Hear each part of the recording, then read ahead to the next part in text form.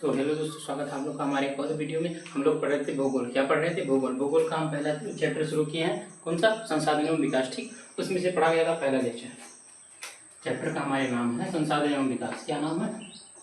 संसाधन एवं विकास। ठीक, ये हमारा चैप्टर है, इसको हम पढ़ रहे थे। इसमें से हमारा क्या पढ़ा गया था? पहला चैप्टर। ठीक, पहले चैप्टर में से कुछ टॉपिक पढ़े गए थे, जैसे एक बार रिवीजन कर लिया जाए जो पढ़ा गया था। तो आप लोग को ठीक ठाक है ना? उसमें कोई दिक्कत नहीं है, पढ़ा जाएगा, रिवीजन करके आगे बढ़ा जाए। ठीक, तो बढ़ा जा सकता है तो बढ़ते हैं। ठीक, आप लोग कमेंट कर दीजिए, बता दीजिए पढ़ सकते हैं तो बढ़ा जाए आगे। तो हमारा जो टॉपिक पढ़ा जा रहा था उसमें हम पढ़े थे संसाधन। क्या पढ़े थे? संसाधन। ठीक, संसाधन पढ़ा गया था। संसाधन क्या होता है? तो हमारे दैनिक जीवन में प्रयोग होने वाली वो सभी वस्तुएं जिनके द्वारा हम अपनी इच्छाओं की पूर्ति करते हैं। ठीक, या इच्छाओं या आवश्यकताओं की पूर्ति करते हैं, क्या कहलाते हैं? संसाधन। क्या कहलाते हैं? संसाधन कहलाते हैं। और संसाधन कितने प्रकार के होते हैं? ठीक, इसके बाद प्रकार देखा गया था संसाधन के प्रकार। क्या देखा गया था? संसाधन के प्रकार। संसाधन के प्रकार देखा गया था। और संसाधन के प्रकार होते कितने हैं? 4 प्रकार के। कितने होते हैं? 4 प्रकार के। तो इसमें बताया गया था पहला प्रकार आप लोग को उत्पत्ति के आधार पर। उत्पत्ति के आधार उत्पत्ति के आधार पर। दूसरा बताया गया था समाप्यता के आधार पर। समाप्यता के आधार पर। उसके बाद समाप्यता के आधार पर। उसके बाद स्वामित्व के आधार पर। स्वामित्व के आधार पर।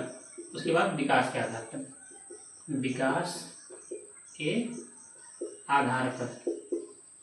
4 प्रकार के संसाधन आप लोग को बताए गए थे। 4 ध्यान से देखिएगा। अगर उसमें दिख रहा है तो अच्छे से बताइएगा, नहीं अगली बार थोड़ा बड़ा लिखा जाएगा। ध्यान से देखिएगा, आप लोग बताते रहिएगा, कमेंट में बताते रहिएगा कि पूरा साफ दिख रहा है कि और बड़ा लिखना पड़ेगा। ठीक, तो विकास के आधार पर। तो उत्पत्ति के आधार पर जो संसाधन होते हैं कितने प्रकार के होते हैं? उत्पत्ति के आधार पर बताए गए थे कितने प्रकार के?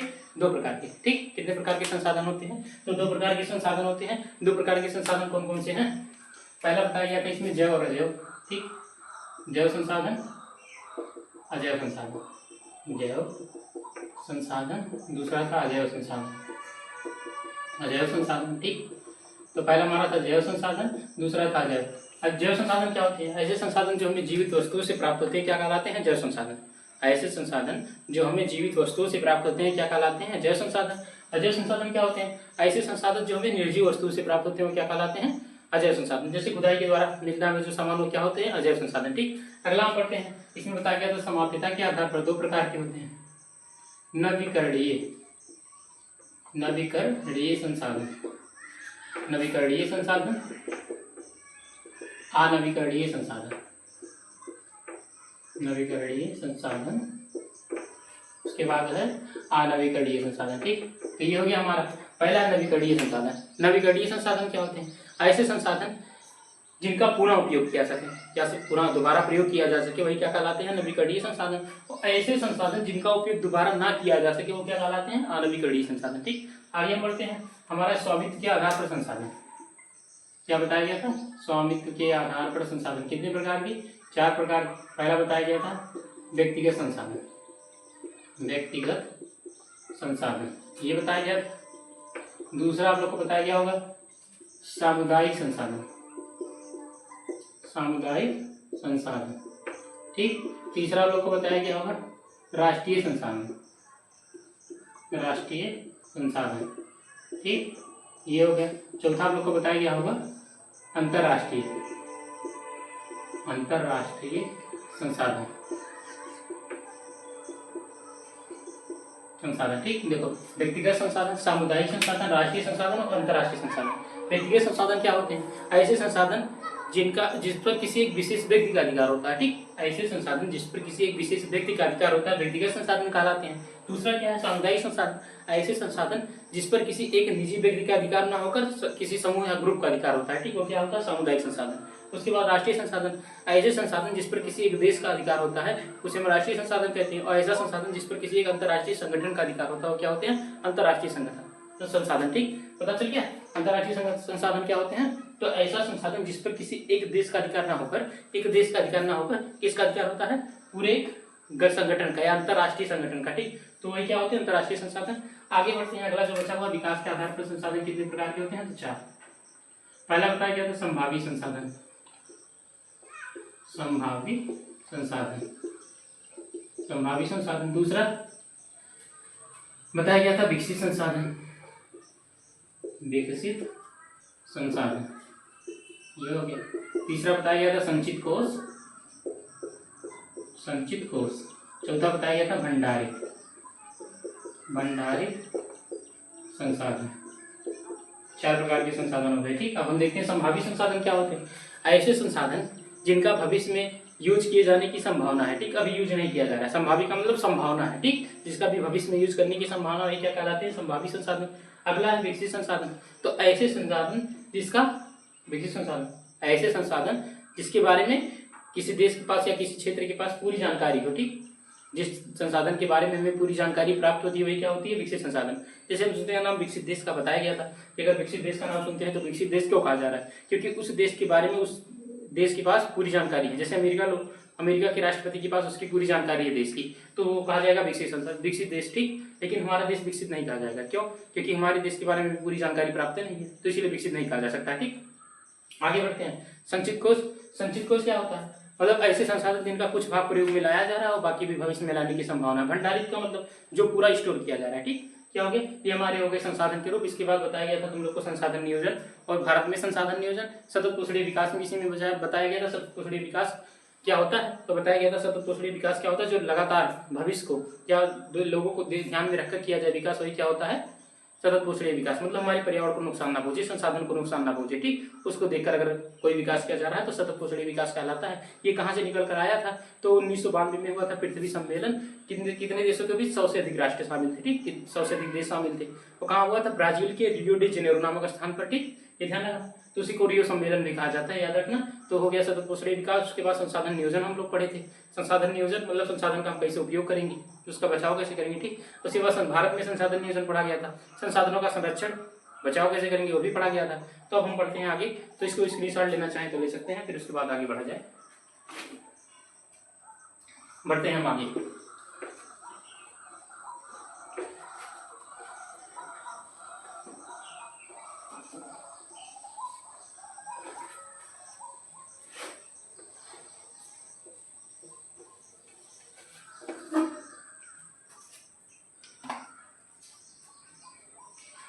तो अब हम बढ़ते हैं आगे। हम लोग पढ़ चुके थे क्या? संसाधन। तो आज हमें पढ़ना है भू संसाधन। क्या पढ़ेंगे? भू संसाधन। अभी तक हम पढ़ रहे थे संसाधन, तो हमें पढ़ना है जो आज का टॉपिक जो हमारा है भू संसाधन। भू संसाधन। भू संसाधन। भू संसाधन क्या होता है? भूमि पर पाए जाने वाले जो संसाधन होते हैं क्या कहलाते हैं? भू संसाधन। तो भूमि पर पाए जाने वाले जो संसाधन है, भूमि पर पाए जाने वाले संसाधन भू संसाधन कहलाते हैं। भू संसाधन कहलाते हैं। भूमि पर पाए जाने वाले संसाधन क्या कहलाते हैं? भू संसाधन कहलाते हैं। तो भू संसाधन आप लोग जान चुके हैं। तो भू संसाधन में जैसे हम देखते हैं क्या क्या होते हैं, तो जैसे हम देखते हैं आगे, जैसे अगर देखा जाए एग्जाम्पल में, तो वनस्पति हो गई, वन्यजीव हो गए, परिवहन हो गए, संचार व्यवस्था हो गई, सब भू संसाधन पर ही है ना। तो ये सब यहाँ आ गया। और भी जैसे कोई ये नाम ले सकते हैं हम लोग। तो इतने क्या हो गए हमारे भू संसाधन, मतलब ये हमारे इसी पर पाए जाते हैं। मानव जीवन हो गया, वो भी भू संसाधन पर पाया जाता है। ठीक, तो उसके बाद हम देखते हैं हमारा भू संसाधन हो गया। अब भू संसाधन को 3 पार्ट में डिवाइड करते हैं। अगर मुख्य रूप से बात की जाती है कितने प्रकार से? 3 प्रकार से। भू संसाधन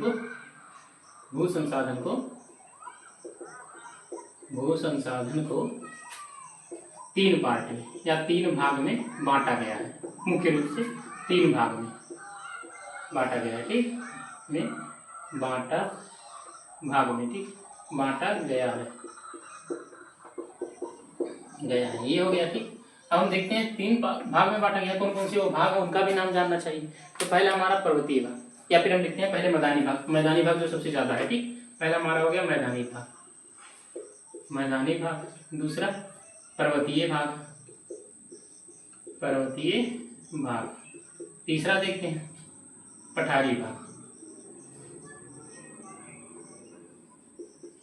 पठारी भाग, 3 प्रकार के भाग हो गए। यहाँ ध्यान रखना। मैदानी भाग मतलब हमारे यहाँ जो मैदानी भाग पाया जाता है 43%। कितना पाया जाता है? 43%। उसके बाद पर्वतीय भाग जो हमारे यहाँ पाया जाता है 30%। कितना पाया जाता है? उसके बाद 27% हमारा पाया जाता है पठारी भाग। तो भू संसाधन को कितने पार्ट में डिवाइड किया गया है? 3 पार्ट में, 3 भाग में बांटा गया है। तीनों भाग है, पहला मैदानी भाग, दूसरा है पर्वतीय भाग, तीसरा है पठारी भाग। मैदानी भाग को बांटा गया 43%। ठीक, 43% भाग उसका हमारे यहाँ। पर्वतीय भाग हमारे 30%। उसके बाद पठारी भाग हमारे यहाँ कितना? 27%। बढ़ते हैं आगे, तो इसका स्क्रीनशॉट लेना चाहे तो ले सकते हैं, फिर आगे बढ़ते हैं।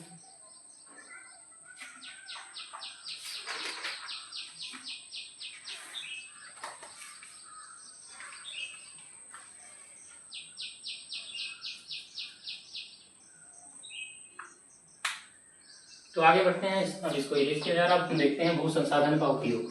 क्या देखते हैं? भू संसाधन का उपयोग। ठीक, भू संसाधन का उपयोग देखते हैं कैसे किया जाता है। भू संसाधन का उपयोग पढ़ेंगे या भू उपयोग लिखते हैं। भूमि का उपयोग कैसे किया जा रहा है? भूमि का उपयोग, ठीक है। तो हम लिखते हैं इसका कैसे उपयोग किया जा रहा है, उपयोग पढ़ते हैं। तो उपयोग कैसे किया जा रहा है? पहला हम लिखते हैं वन। और वन का मतलब क्या होता है? अगर बात किया जाए वन का, तो वन का मतलब क्या होता है? जंगल। जैसे हम देखते हैं वन हमारे यहाँ बहुत सारे हैं, तो पहला हमारे भू संसाधन का अधिकतर भाग क्या है? वन है। वन का मतलब जंगल है। जंगल, तो जंगल हम देखते हैं जंगल। उसके बाद हमारा जो अगला है कृषि की अनुपलब्ध भूमि। दूसरा जो है कृषि के लिए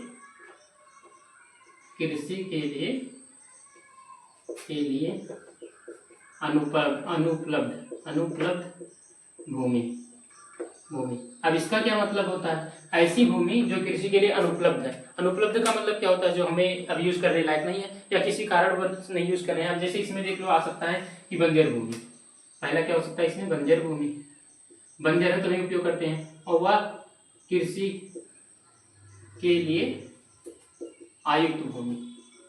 आयुक्त का मतलब युक्त ना हो, उसके लिए, वो भी हो गई, उस पर खेती ना किया जा रहा हो, ये भी हो सकता है। तो कृषि के लिए अनुपलब्ध भूमि में हमारा पहला हो गया बंजर व कृषि के लिए आयुक्त भूमि। उसके बाद जो हम देखेंगे अगला जो हमारा है परती भूमि के अतिरिक्त अन्य कृषि आयोग भूमि। परती भूमि, तो दूसरा हमारा परती भूमि के अतिरिक्त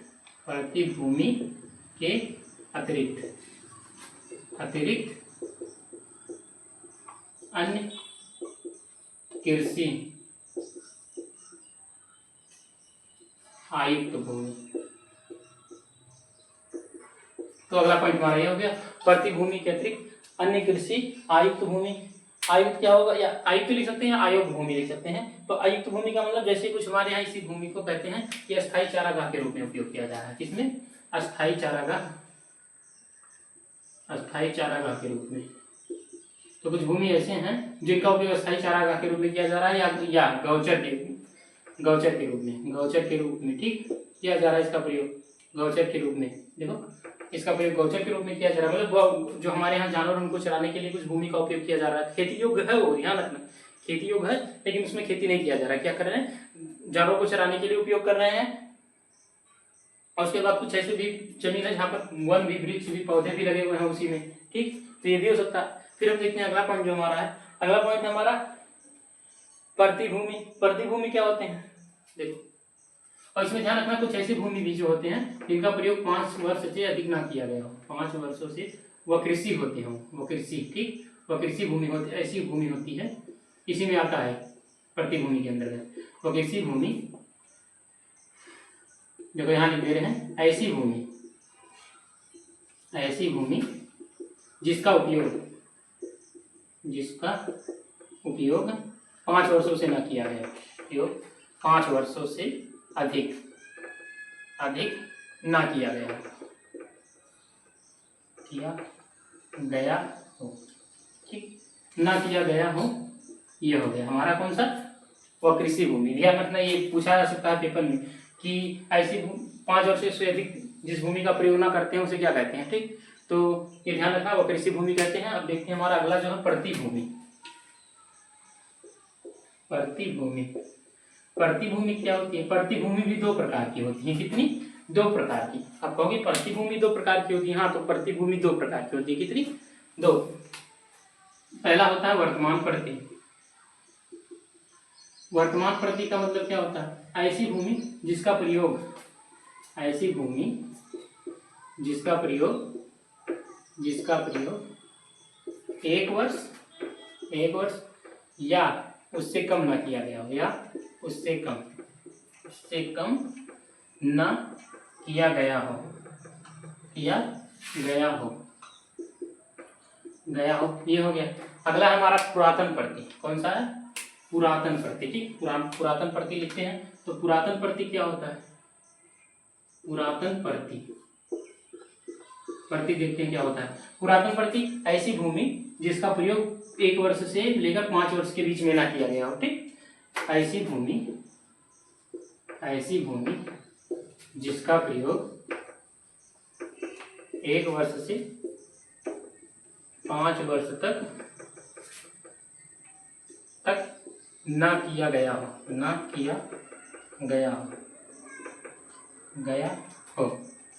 ऐसी भूमि जिसका उपयोग 1 वर्ष से 5 वर्ष तक ना किया गया हो, क्या कहलाता है? प्रतिभूमि। ठीक, आगे हम बढ़ते हैं, देखते हैं अगला। तो अगला जो है हमारा, उसको बोलते हैं शुद्ध नेवल बोया गया क्षेत्र। ठीक,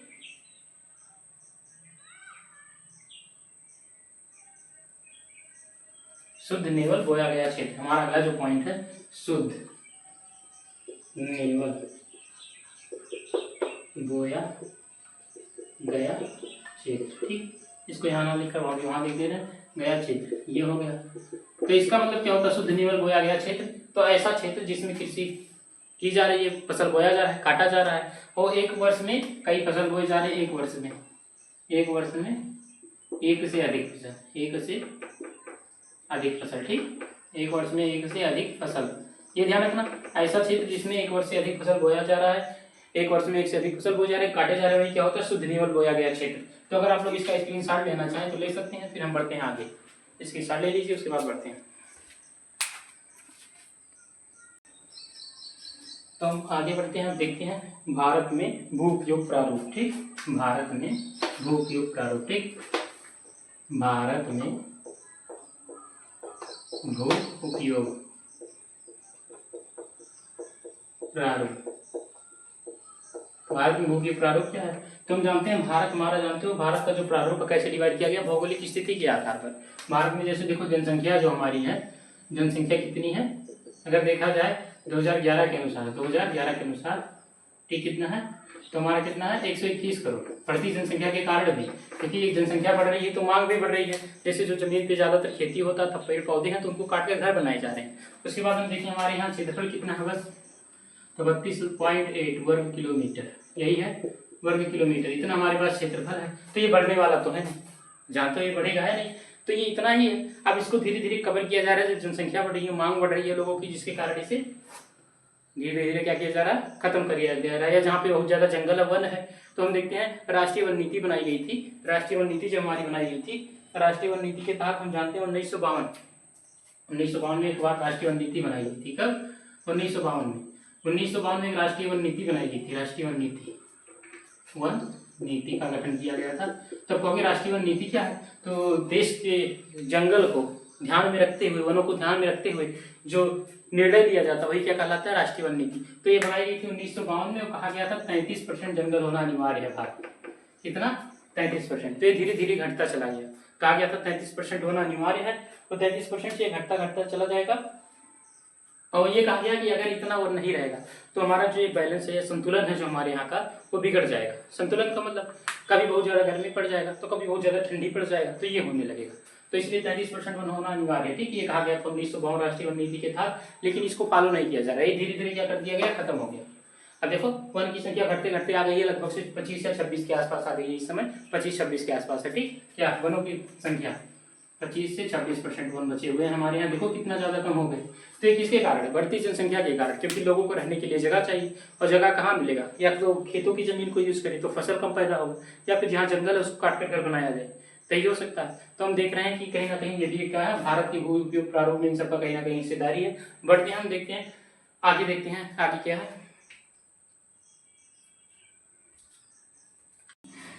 तो आगे बढ़ के हम देखते हैं, हमारा आगे है भू निम्नीकरण या संरक्षण के उपाय। भू निम्नीकरण क्या है? जैसे मिट्टी हमारे यहाँ कटकर बहने लगती है, वही क्या है? निम्नीकरण, ठीक। और संरक्षण, उसी को बचाने के उपाय, या दोनों एक ही है, निम्नीकरण या संरक्षण, ठीक। तो निम्नीकरण या कटकर जो जा रहा है उसी को कैसे बचाएंगे? निम्नीकरण एवं संरक्षण के उपाय, ठीक, एवं संरक्षण के उपाय। तो इसको कैसे बचाया जा सकता है? अब भू निम्नीकरण जो हो रहा है उसको कैसे बचाया जा सकता है? जब देखिए कैसे, किसके कारण होता है, पहले हम क्या देखेंगे, किसके कारण होता है भू निम्नीकरण के प्रमुख कारण। इसी क्वेश्चन बनता है और वेरी मोस्ट इंपॉर्टेंट क्वेश्चन बनता है, ध्यान रखिएगा, इसको याद रखिएगा। तो भू निम्नीकरण के प्रमुख कारण क्या क्या है? तो देखो, भूमि के उपयोग में भूमि संरक्षण एवं प्रबंधन की अवहेलना। जब भूमि का उपयोग किया जा रहा है उसमें मैं सोचो कि कुछ नियम बनाए गए हैं कि भूमि का उपयोग इतना ही करना है। एक समय एक जगह फसल उगाए हो तो अगली बार बदल कर उगाओ। जैसे कोई फसल इस बार बोया बैठाया जा रहा है तो ये नहीं हो सकता कि फिर वही बैठा दो, वही बो दो, ऐसा नहीं करना है। फिर क्या करना है कि अगली बार फसल को बदल कर बैठाना है। अगर ऐसा नहीं करोगे तो भूमि का उपयोग करो, फिर उसके बाद अवहेलना करो, या बहुत ज्यादा पोषक तत्व खत्म हो जाएंगे, कोई पोषक तत्व की मात्रा बहुत ज्यादा उसमें खत्म हो जाएगी। तो इसलिए क्या करना है, भू उपयोग जो है ये पहले ये हो गया। उसके बाद दूसरा देखते हैं वनों का उन्मूलन। उन्मूलन का मतलब जैसे बहुत ज्यादा उपयोग करना, दुरुपयोग करना, ठीक, वही क्या है, वनों का उन्मूलन है। उन्मूलन, बहुत दुरुपयोग करना। जैसे कहाँ कहाँ होता है? खनन के कारण झारखंड में, खनन के कारण झारखंड में, देखो खनन के कारण झारखंड में हो रहा है, छत्तीसगढ़ में और मध्य प्रदेश और उड़ीसा। जैसे बहुत ज्यादा खनन कर देने से जो ऊपर मिट्टी वो बैठ जाती है, वन धंस जाते हैं जमीन के नीचे, जिसके कारण हम देख रहे हैं वन ज्यादा हमारे नुकसान हो जा रहे हैं। वन जो जंगल है वो बेकार हो जा रहे हैं, खुदाई करते जाते हैं तो उसके ऊपर जो है सब ऐसे बैठ जाता है, उसी में सब बेकार हो गया, ये हमें देखने को मिलता है। तो खनन के कारण कहीं ना कहीं हो रहा है। अति पशुचारण, बहुत अधिक पशुचारण भी जो हो रहा है उसके कारण भी हो रहा है। अधिक पशुचारण मतलब बहुत अधिक पशुचारण। जब पशु क्या करते हैं, चरते हैं घास को, तो जब उसमें नमी होती है तो पूरे मिट्टी को उखाड़ लेते हैं। अगर आप लोग ले जाते होंगे पशुओं को चराने कहीं तो देखते होंगे अपने गांव के आसपास बगल में कहीं पशुओं को चराया जाता है, तो जब वो उस पानी में वहाँ खाते जमीन में जब नमी होती होगी तो नमी होने के कारण जब वो लोग पशु चरते हैं, क्या घास जो भी हो गया उनको चरते हैं, तो चारा को अपने, तो जब चरते समय वो देखते होंगे जब खाते हैं तो उसके साथ मिट्टी में नमी होती है तो उसको भी निकाल लेते हैं, जो जमीन होती है मिट्टी उसको भी थोड़ा बहुत निकाल लेते हैं। तो ये भी कहीं ना कहीं बहुत ही पशुचारण, जैसे देखो गुजरात में, महाराष्ट्र में, मध्य प्रदेश में, महाराष्ट्र में, यहाँ सब में देखने को मिल रहा है। उसके बाद है खनन प्रक्रिया। अब देखो खनन प्रक्रिया का मतलब खुदाई ऐसे करके छोड़ दिया जा रहा है, जहाँ खुदाई करते हैं उसको ऐसे छोड़ते हैं नदी नाले के रूप में, एक खाई के रूप में, तो उसके कारण भी कहीं ना कहीं हमें देखने को मिला भू निम्नीकरण हो रहा है, ठीक। इसके कारण बगल वाले क्षेत्र जो उसी में बैठकर धंस जाते हैं, ठीक। उसके बाद अति सिंचाई के कारण, बहुत अधिक सिंचाई के कारण हमारे क्या हो रहा है, लवण या क्षार की मात्रा बढ़ जाती है। बहुत अधिक सिंचाई करेंगे तो किसकी मात्रा बढ़ जाएगी, लवण या क्षार, लवण या एवं क्षार की मात्रा बढ़ जाती है, ठीक। ये ध्यान रखना। देखो बहुत अधिक सिंचाई कर रहे हो तो क्या क्या बढ़ जा रहा है, लवण एवं क्षार। कहाँ पर होता है, पंजाब हरियाणा में, क्योंकि जानते हो पंजाब हरियाणा वाले खेती करने में सबसे आगे और यहाँ सबसे अधिक गेहूं उत्पादन होता है, ध्यान रखना। गेहूं उत्पादन सबसे अधिक यही होता है पंजाब एवं हरियाणा में। हम देख रहे हैं यहाँ पर लवण एवं क्षार की मात्रा बढ़ जा रही है, जिसके कारण भी हमारा भू निम्नीकरण हो रहा है, ठीक। आगे देखते हैं फैक्ट्रियों से निकलने वाले दूषित जल। अब फैक्ट्रियों से निकलने वाले जो दूषित जल है उसको ले जाकर कहीं भी मिला दे रहे हैं किसी भी जल में, तो उससे हमारा जल भी प्रदूषित हो रहा है, जिसके कारण हमारा जल बेकार हो जा रहा है। वो भी कहीं ना कहीं एक कारण है कि भू निम्नीकरण के कारण। अब हम देखते हैं भू निम्नीकरण के संरक्षण या बचाव के क्या उपाय हैं, ठीक, उसको देखते हैं। आगे बढ़ते हैं, तो इसको स्क्रीनशॉट लेना चाहे तो ले सकते हैं, फिर बढ़ते हैं आगे।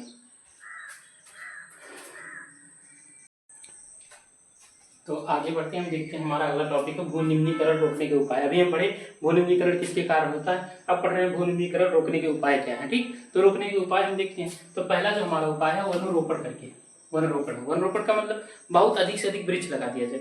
जैसे हम जानते हैं जहाँ बहुत ज्यादा मृदा कटाव हो रहा है या जिसके कारण मिट्टी बहकर जा रही है बहुत ज्यादा, तो वहाँ क्या तो पेड़ पौधे लगा दो। देखो मिट्टी को, पेड़ जो होगा वो जड़ को, जो उसका जड़ होगा धीरे धीरे फैल कर उसको जकड़ लेगा।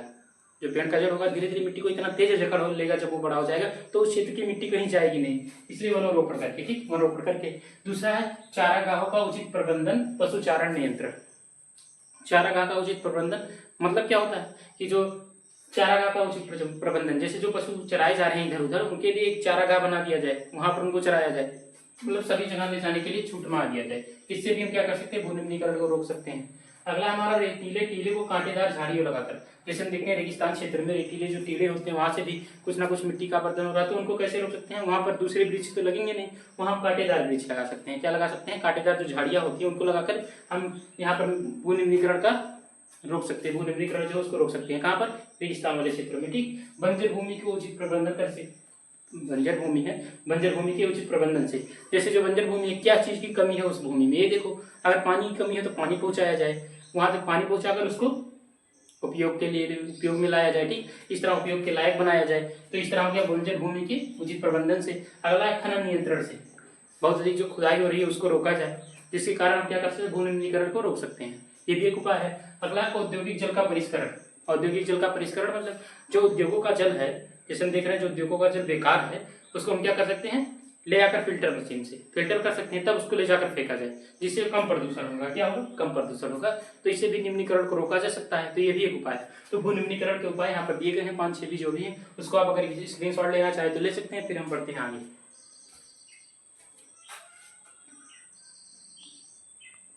तो बढ़ते हैं आगे। अगला हमारा है जो मृदा संसाधन। क्या है मृदा संसाधन? तो मृदा संसाधन क्या होता है, जानते हैं। मृदा हमारा एक बहुत महत्वपूर्ण संसाधन है। क्या है, मृदा एक बहुत महत्वपूर्ण संसाधन है, ध्यान रखना। मृदा एक अति महत्वपूर्ण संसाधन है, ठीक, संसाधन है, और यह एक नवीकरणीय संसाधन है, ध्यान रखना, यह नवीकरणीय संसाधन है। नवीकरणीय संसाधन का मतलब कि इसका उपयोग हम दोबारा कर सकते हैं, मतलब ये देखो दोबारा बन भी जाता है, ये ध्यान रखना, नवीकरणीय संसाधन में आता है मृदा। अब हम देखते हैं, तो ये हमारा मृदा संसाधन एक अति महत्वपूर्ण संसाधन है। मनुष्य के जीने के लिए मृदा की बहुत ज्यादा आवश्यकता है, क्योंकि जानते हो मनुष्य की जितनी आवश्यकताओं की पूर्ति है, या कहा जाए हम अनाज हो गया जो खाने पीने के लिए उपयोग करते हैं, सब कहाँ पैदा होता है, जमीन मृदा पर ही, मिट्टी पर ही। तो इसलिए मृदा हमारे लिए क्या है, सबसे अति महत्वपूर्ण संसाधन है। तो ये ध्यान रखना, इसके बिना जीवन संभव नहीं है, ठीक, इसके बिना जीवन संभव नहीं है, याद रखना, ये ऐसा संसाधन है इसके बिना हमारे यहाँ जीवन संभव नहीं है, ध्यान रखना। तो मृदा का वर्गीकरण देखते हैं कितने प्रकार से किया गया है। मृदा का वर्गीकरण तो कितने प्रकार की मिट्टियों को हम पढ़ेंगे। पहला पढ़ेंगे जलोढ़ मिट्टी, फिर काली मिट्टी, फिर लाल या पीली मिट्टी, फिर उसके बाद लेटराइट मिट्टी, फिर उसके बाद मरुस्थलीय मिट्टी, फिर उसके बाद वन मृदा। कितने हो गए, 4 3 7 प्रकार की मिट्टी पढ़ेंगे। जलोढ़ मिट्टी, काली मिट्टी, उसके बाद लाल या पीली मिट्टी, लेटराइट मिट्टी, 6 प्रकार की पढ़ेंगे, ठीक, कितने प्रकार की, मुख्य रूप से 6 प्रकार की पढ़ेंगे। तो मृदा का वर्गीकरण मुख्य रूप से कितने प्रकार से किया गया, 6 प्रकार से हम लोग को पढ़ना है। पहला जो है जलोढ़ मिट्टी, ठीक, या जलोढ़ मृदा। उसके बाद अगला है काली मृदा,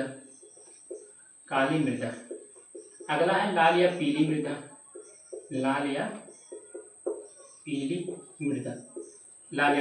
ठीक। अगला जो है मरुस्थलीय मृदा या लेटराइट मृदा, चलो ये लिख दे रहे मरुस्थलीय मृदा, ठीक। उसके बाद है लेटेराइट मृदा, लास्ट वाला जो है वन मृदा। कौन सा है, वन मृदा। तो देखो मृदा क्या हो गया, मृदा एक अति महत्वपूर्ण संसाधन है जिसके बिना हमारा जीवन संभव नहीं है। हमारा अधिकतर जो फसल सब तैयार होता है कहाँ पैदा होता है, मृदा में, और मृदा एक नवीकरणीय संसाधन है। मृदा का वर्गीकरण मुख्य रूप से 6 भागों में किया गया। कौन कौन सा, जलोढ़ मृदा, काली मृदा और लाल या पीली मृदा, उसके बाद मरुस्थलीय मृदा, लेटेराइट मृदा, वन मृदा। अब अगर स्क्रीनशॉट लेना चाहे तो इसका भी ले सकते हैं, फिर हम आगे बढ़ते हैं।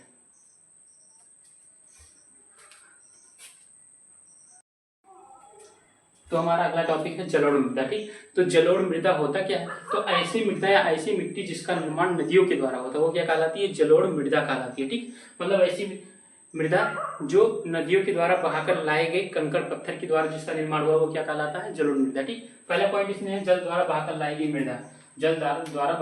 मृदा, ठीक, ये हो गया जलोढ़ मृदा। उसके बाद उत्तरी भारत का मैदानी भाग, तो उत्तरी भारत का जो मैदानी भाग वो 3 नदियों से बना, कितने, 3 नदियों से, सिंधु, गंगा और ब्रह्मपुत्र के द्वारा इसका निर्माण हुआ, ध्यान रखिएगा। जो उत्तरी भारत का मैदानी भाग है उसका निर्माण किसके द्वारा हुआ, सिंधु, गंगा और ब्रह्मपुत्र के द्वारा। आगे हम बढ़ते हैं। पूर्वी तटीय मैदान में महानदी, गोदावरी, कृष्णा और कावेरी नदियां द्वारा निर्मित डेल्टाएं, ठीक। तो पूर्वी जो तट में हमारी कुछ नदियां, प्रमुख नदियां, महानदी की गोदावरी, कृष्णा और कावेरी, इनके द्वारा जो डेल्टा बनता है वो भी जलोढ़ मृदा से बनता है। किससे, जलोढ़ मृदा से बनता है, उस डेल्टा का निर्माण होता है। मतलब जैसे डेल्टा क्या होता है, जान समझ रहे होंगे। डेल्टा मतलब जब नदी कोई बहकर जाती है किनारे पहुंचती है तो वहां पर वो कई रास्ते हो जाते हैं उसके, ठीक। तो जब कई रास्ते जो बनते हैं उन्हीं के बीच में जो खाली स्थान होता है वही डेल्टा कहलाता है। ऐसे कई रास्ते बन जाते हैं नदी के, ठीक, तो वही डेल्टा कहलाता है, ध्यान रखिएगा। तो आगे हम बढ़ते हैं। रेत, सिल्क तथा मृत्तिका का अनुपात होता है इसमें, मतलब मृत्तिका का भी अनुपात पाया जाता है, ठीक। आगे हम बढ़ते हैं। 2 भागों में बांटा गया इसको। अगर कहा जाए जलोढ़ मृदा कितने प्रकार की होती है, तो 2 प्रकार की। कितने प्रकार की, 2। पहला कौन सा है, नई जलोढ़ मृदा जिसे खादर कहते हैं, दूसरा है पुरानी जलोढ़ मृदा जिसे हम बांगर कहते हैं। तो नई जलोढ़ मृदा होती क्या है? नई जलोढ़ मृदा एक ऐसी मृदा है मतलब जिसका निर्माण जो नदियों के किनारे पाई जाती है, जिसका निर्माण हाल ही में हुआ है। ठीक, जो नदियों के किनारे पाई जाती है उसे हम कहते हैं खागर, और जो नदियों से काफी दूर पाई जाती है उसे हम कहते हैं बांगर। ठीक, तो ऐसी जलोढ़ मृदा जो नदियों के किनारे पाई जाती है उसे हम कहते हैं नई जलोढ़ मृदा या खादर। और जो ऐसी जलोढ़ मृदा जो कहाँ पाई जाती है, नदियों से काफी दूर पाई जाती है उसे हम कहते हैं पुरानी जलोढ़ मृदा या बांगर। ठीक, आगे हम बढ़ते हैं। इसमें पोटास, फास्फोरस और चूने की पर्याप्त मात्रा होती है। ठीक, जैसे क्या होता है, इसमें पोटास, फास्फोरस और चूने की मात्रा होती है, याद रखना। अगला पॉइंट है, यह किसके लिए उपयुक्त होती है, किन फसलों के लिए? तो यह गन्ना, चावल, गेहूं, दलहन आदि अनाजों के लिए उपयुक्त होती है। ठीक, या गन्ना, चावल, गेहूं, दलहन आदि अनाज के लिए उपयुक्त होती है। किन किन क्षेत्रों में पाई जाती है? तो पहला उत्तर प्रदेश, दूसरा पंजाब, तीसरा पश्चिम बंगाल, चौथा है बिहार और पांचवा राजस्थान, छठवां गुजरात और सातवां हरियाणा। मतलब देखो ये जो जिन राज्यों में पाई जाती है मृदा उनका नाम दिया गया उत्तर प्रदेश, पंजाब, पश्चिम बंगाल, बिहार, राजस्थान, गुजरात, हरियाणा। तो अगर आप लोग स्क्रीनशॉट लेना चाहें तो ले सकते हैं। फिर हम बढ़ते हैं काली मृदा की तरफ।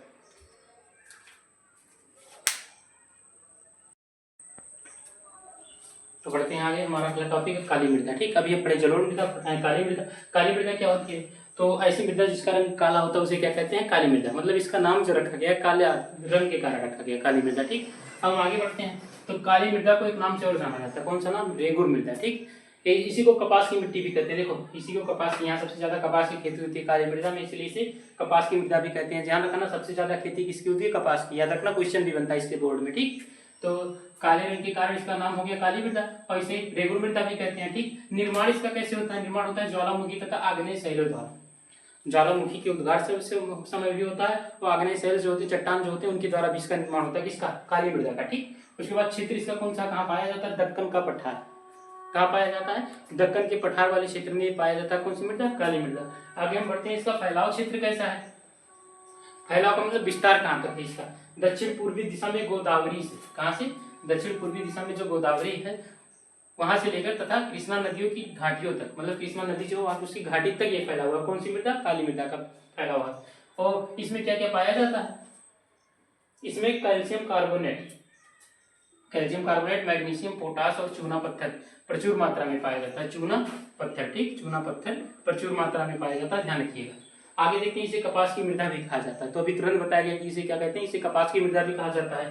राज्य कौन सा है? कहाँ पाया जाता है? महाराष्ट्र, मध्य प्रदेश और छत्तीसगढ़। किन किन राज्यों में पाया जाता है? महाराष्ट्र, मध्य प्रदेश और छत्तीसगढ़। तो स्क्रीनशॉट ले सकते हैं। आगे बढ़ते हैं।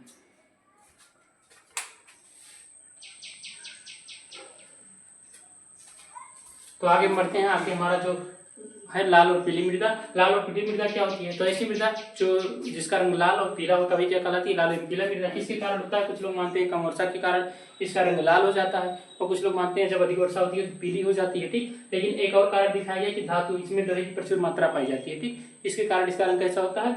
लाल होता है। ठीक, ये हो गया। अब हम देखते हैं रंग कैसा होता है इसका, लाल एवं पीला। क्षेत्र कौन कौन सा है? उड़ीसा, छत्तीसगढ़, मध्य प्रदेश के मैदान दक्षिणी छोर पर। ठीक, आगे हम देखते हैं लेटेराइट मृदा क्या होती है। तो रंग कैसा होता है? लाल। नाम क्या है इसका? नाम कहाँ से निकल रहा है? ग्रीक शब्द लेटर से। कहाँ से निकल रहा है? ग्रीक शब्द लेटर से। इसका कारण क्या है? उच्च तापमान और अधिक वर्षा के कारण इसका रंग लाल होता है। उसके बाद फसल चाय, कॉफी, काजू की जाती है इसमें। फसल जो बोया जाता है, बैठाया जाता है। राज्य कौन सा? उड़ीसा, महाराष्ट्र, कर्नाटक, केरल और तमिलनाडु। इतने राज्य हैं, बस इन्हीं के द्वारा हम देखते हैं। अब आगे बढ़ते हैं हमारा काली मृदा की तरफ। स्क्रीनशॉट लेना चाहे तो ले सकते हैं। तो आगे बढ़ते हैं। हमारा अगला जो टॉपिक है मरुस्थलीय मृदा। कौन सा है? मरुस्थलीय मृदा। मरुस्थलीय मृदा क्या होता है? जो मरुस्थल वाले क्षेत्रों में पाई जाती है मिट्टी से क्या कहते हैं? मरुस्थलीय मृदा कहते हैं। तो मरुस्थलीय मृदा देखते हैं, मरुस्थलीय वाले क्षेत्रों में कहाँ पाई जाती है? मरुस्थलीय वाले क्षेत्रों में जो मृदा पाई जाती है उसे क्या कहते हैं? मरुस्थलीय मृदा कहते हैं। ठीक, इसका रंग कैसा होता है? लाल व भूरे रंग की होती है। कैसी? लाल व भूरे रंग की। और उसके बाद इसमें कैल्शियम की मात्रा सतह के नीचे पाई जाती है। कैल्शियम की मात्रा कहाँ पाई जाती है? सतह का जो सतह होता है उसके नीचे पाई जाती है। मतलब कैल्शियम का मात्रा जितना नीचे आप जाएंगे इसकी मात्रा बढ़ती रहती है। ठीक, आगे किन किन राज्यों में पाया जाता है? राजस्थान तथा गुजरात में। कहाँ पाया जाता है? मरुस्थल कहाँ है? रेगिस्तान कहाँ पे है? राजस्थान और गुजरात वाले क्षेत्रों में है, तो राजस्थान और गुजरात में पाया जाता है। अगला हमारा वन मृदा। वन मृदा क्या होता है? तो वन वाले भागों में जो पाई जाती है, मतलब पहाड़ियों, पर्वतीय और पहाड़ी भागों में पाई जाती है मृदा, उसे वन मृदा कहते हैं। और वहाँ पर अत्यधिक वर्षा भी होती रहती है। तो ध्यान रखना, वन मृदा कहाँ पाई जाती है? पहाड़ी और पर्वतीय भागों में। बहुत ज्यादा इंपॉर्टेंट नहीं होता, ज्यादातर हमारा क्वेश्चन जलोढ़ मृदा से पूछा जाता है और काली मृदा से। लेटराइट तो उसके बाद लाल और पीली मिट्टी से पूछा जाता है, तो उसको ध्यान से याद रखिएगा। अब हम बढ़ते हैं आगे, हमारा जो है उसको बढ़ते हैं, देखते हैं अगला टॉपिक। तो इसको स्क्रीनशॉट लेना चाहे तो ले सकते हैं। तो आगे हमारा टॉपिक है मृदा अपरदन एवं संरक्षण। ठीक, अभी हम पढ़ रहे थे मृदा के प्रकार, वो खत्म हो गया। मृदा अपरदन एवं संरक्षण क्या होता है? तो मृदा अपरदन देखते हैं तो मिट्टी के कटाव और बहाव की प्रक्रिया क्या कहलाती है? मृदा अपरदन कहलाती है। तो जो मिट्टी कटकर बह जाता है वही क्या होता है? मृदा अपरदन कहलाता है। ठीक, आगे हम बढ़ते हैं मृदा अपरदन का वर्गीकरण। मृदा अपरदन का वर्गीकरण कैसे करेंगे? तो पहला उत्खात भूमि कितने प्रकार से किया गया? 4 प्रकार से। 4, ठीक, कितने प्रकार से? 4। तो पहला है उत्खात भूमि। उत्खात का मतलब होता है जो भूमि जोतने योग्य नहीं होता उसे क्या कहते हैं? उत्खात भूमि। जिसमें मतलब प्रचुर मात्रा खत्म हो जाए या किसी पोटाश की मात्रा है, पानी की मात्रा कम हो जाए, अब भूमि जोतने योग्य ना रह जाए। ठीक, वही क्या होता है? उत्खात भूमि। अगला हम देखते हैं चादर अपरदन। क्या होता है? चादर अपरदन। अब चादर अपरदन क्या होता है? तो जब जल ढके हुए विस्तृत क्षेत्र के साथ, ऐसा क्षेत्र जैसे मतलब कोई बड़ा क्षेत्र है खेत का, उसको ढके हुए मतलब एक नीचे से मिट्टी का कटाव होने लगे, ऊपर से वैसे क्षेत्र जाए जैसे लगे कोई चीज ढके हुए है उसको वैसे बहकर जाने लगे। तो हम देखते हैं, जैसे हम देखते हैं बड़े बड़े समुद्र में बर्फ की सिल्ली जो होती है चलती है तो ऊपर ऐसे बड़ा सा आकार होता है, तो ऐसे चादर की तरह बहते हुए चला जाए जब मिट्टी, तो समझ लेना वो चादर अपरदन कहलाता है। ठीक, पवन अपरदन क्या होता है? जब हवाओं के द्वारा मिट्टी उड़कर चली जाती है कहीं पर तो क्या होता है? पवन अपरदन। ठीक, पवन अपरदन क्या होता है? जब हवाओं के द्वारा मिट्टी उड़कर जाती है तो वही पवन अपरदन कहलाता है। अगला है गलत जुताई के कारण अपरदन। मतलब जब हम क्या करते हैं, कोई ढालू भूमि है और जब हम ऊपर से नीचे की ओर जुताई करते हैं, ऊपर से नीचे की ओर, ठीक, तो क्या होता है? ऊपर की मिट्टी नीचे आने लगती है, तो क्या होता है? गलत जुताई के कारण अपरदन होता है। ठीक, मतलब हमें नीचे से ऊपर की ओर जुताई करना चाहिए, लेकिन ऊपर से जब नीचे करेंगे तो वहां पर भी अपरदन होता है। अब हम देखते हैं मृदा अपरदन को रोकने के उपाय, अभी मृदा अपरदन का संरक्षण कैसे करेंगे। ठीक, तो इसको स्क्रीनशॉट ले सकते हैं। बढ़ते हैं आगे। तो हमारा लास्ट टॉपिक अभी है मृदा अपरदन को रोकने के उपाय। अब इसको रोकते कैसे हैं? अब जैसे देखो मृदा बहुत ज्यादा कटाव हो रहा है तो उसको रोकेंगे कैसे? अब देखते हैं। तो पहला जो हमारा कह रहा है सही कृषि प्रक्रिया को अपनाकर। तो सही कृषि प्रक्रिया को अपनाकर मतलब क्या होता है कि मतलब जानते हैं जैसे हम ढालू भूमि क्या कर रहे थे कि अगर जुताई कर रहे हैं तो ऊपर से नीचे की ओर ना करके नीचे से ऊपर की ओर करना चाहिए। कहाँ करना चाहिए? नीचे से ऊपर की ओर जब हम जुताई करेंगे तो यहाँ मिट्टी का कटाव कम होगा, मिट्टी का अपरदन कम होगा। तो यही हो गया कि सही कृषि प्रक्रिया को अपनाकर हम कर सकते हैं। पहला हो गया। दूसरा है हवा द्वारा उत्पन्न बल। हवा द्वारा उत्पन्न बल को कमजोर करके, मतलब जो हवा के द्वारा हमारी मिट्टी उड़कर चली जाती है दूसरे क्षेत्र में, उसको रोकने के लिए क्या किया जाए? बड़े बड़े क्षेत्रों में, जैसे कोई बड़ा खेत है, ये देखो ये क्या है? ये कोई बड़ा खेत है। ठीक, तो इसको हम छोटे छोटे पार्ट में डिवाइड कर लें ऐसे बड़े बड़े टुकड़ों में, और इस पर घास का वो लगा दें, पौधा घास लगा दें, इसको घास उगा दिया जाए तो ये कटेगा नहीं, ये उड़ेगा नहीं मिट्टी। ठीक, तो ऐसा करके भी हम क्या कर सकते हैं? मृदा अपरदन को रोक सकते हैं। अगला है भूमि पर पेड़ लगाकर। अगर भूमि है तो उस पर हम बहुत ज्यादा पेड़ लगा दें तो भी हम क्या कर सकते हैं? भूमि पर पेड़ लगाकर मृदा अपरदन को रोक सकते हैं। तो रोकने के लिए कोशिश भी करना चाहिए। तो अब हमारा ये चैप्टर लगभग से समाप्त हो गया है। अब हमारा अगला चैप्टर जो रहेगा, दूसरा चैप्टर भूगोल का हम पढ़ेंगे। और जाने से पहले ध्यान रखिए चैनल को सब्सक्राइब जरूर कर लीजिए और वीडियो को लाइक कर दीजिए। उसके बाद शेयर तो कभी करना कभी मत भूलिए, क्योंकि जानते हैं हो सकता है आपकी वजह से किसी का भविष्य बन जाए, तो इसलिए सभी के पास सुविधा उपलब्ध नहीं होती है। तो आप लोग शेयर करिए जरूर, जिससे कि सब लोग पढ़ें और सब लोग बढ़ें। ठीक, तो अब पढ़ना हुआ है आसान। और नोट्स चाहिए इन सब चैप्टरों का, तो ध्यान रखिए क्या करिए, नीचे दिए गए व्हाट्सएप नंबर पर कमेंट करिए, आपको ग्रुप में ऐड कर दिया जाएगा तो आपके पास नोट्स पहुंच जाएगा। ठीक, तो ध्यान रखिएगा, सब्सक्राइब जरूर करिएगा। और हाल ही में क्वेश्चन भी अपलोड किया जाएगा, मोस्ट इंपॉर्टेंट क्वेश्चन इस चैप्टर का, ध्यान रखिएगा, जो पेपर में 100% आएगा। ठीक, तो उसके लिए फिर मिलते हैं नेक्स्ट वीडियो में। धन्यवाद।